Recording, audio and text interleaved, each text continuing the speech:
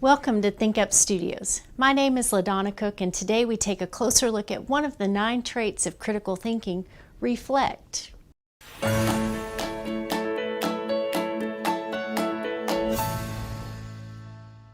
Reflect. I review my thoughts and experience to guide my actions. Those who reflect are lifelong learners, meaning learning goes well beyond the classroom. They consistently evaluate strategies and processes to improve their results for the future. Decision making looks at how similar situations in the past, they take all of this into account to improve their performance, their behavior, and the outcomes. And they do this through strategic planning. So what does reflection look like in the classroom? Well, a teacher provides a statement in a social studies activity that says, history often repeats itself.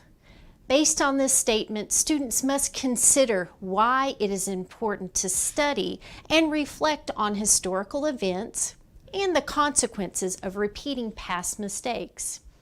During research, students begin to see a pattern of warning signs missed or even ignored. And in these, they see that they're similar to previous events that led to sometimes very serious consequences. So students share their findings, and they determine as a group that there are some questions that could be asked for them to determine, is this really a good idea, and are we making the same mistake again? Some questions they might ask are, what led you to this decision or solution?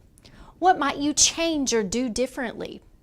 And who does this impact and why? These are all ways to increase awareness, and they're doing it by examining the situation, and they have to think about its impact on others.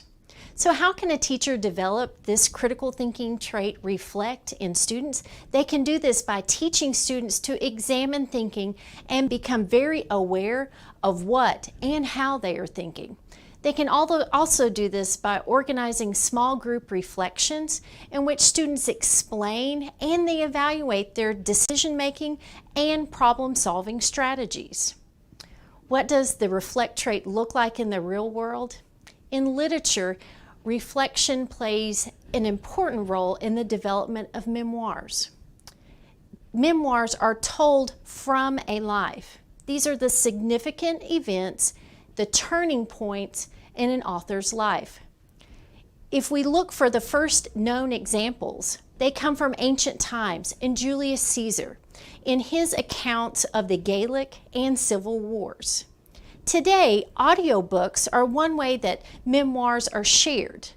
The authors use their own words and sometimes voices. These are unique opportunities to paint vivid pictures of a person's personal and sometimes public life, their events, as well as the consequences. Authors share how these events shaped the rest of their lives. Keep watching Think Up Studios to learn more about each of the 9 traits of critical thinking.